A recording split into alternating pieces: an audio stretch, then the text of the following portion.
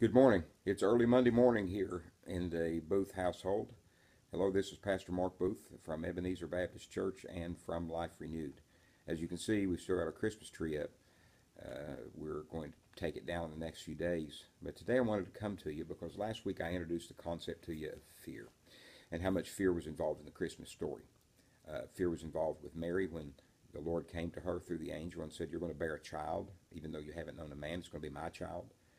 And Mary's response to fear was, "I don't understand it, but let's go for it."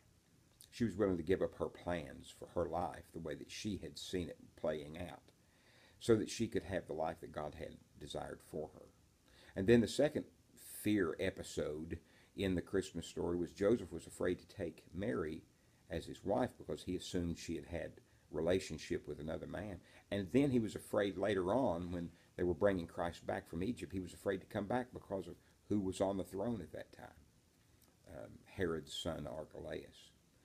In all three cases, fear is a reality of God choosing to work. Because, first of all, God sometimes chooses to work outside of the box. And this was definitely outside of the box for Joseph and Mary. I mean, Jewish tradition was set in place. The things that had been happening for centuries. And God speaking through angels and prophets hadn't happened in centuries. And now all of a sudden, here's a young woman who's seeing a vision from God, and a young man who is hearing a vision and seeing a vision from God and having a dream from God. And it was totally outside of the tradition. It was outside of religion. How often do you feel comfortable outside of your religious conformity?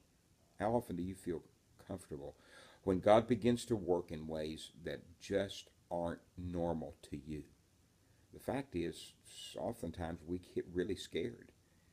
The fact is, as I've written down here on this piece of paper, and I've got to read this to you because I won't be able to quote it correctly, it seems that we're always afraid of God when He works.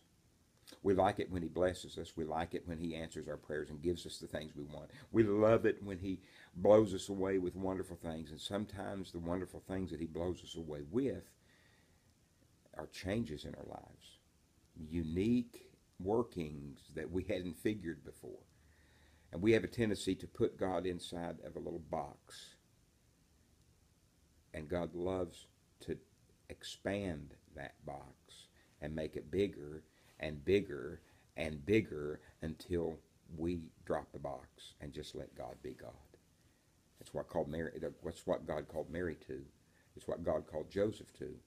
And I don't know what's going on in your life, but if you've got some fear in your life, some things are out of control and you can't keep them in control, some things are growing and changing and you're just uncomfortable with that, and there's a tension developing there, let the tension happen.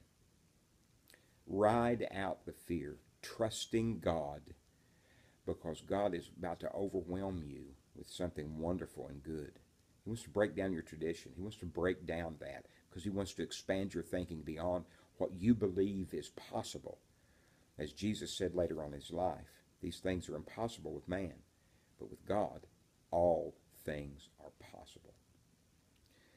It's been great chatting with you today. I look forward to speaking with you tomorrow morning. We'll see you then. Bye-bye.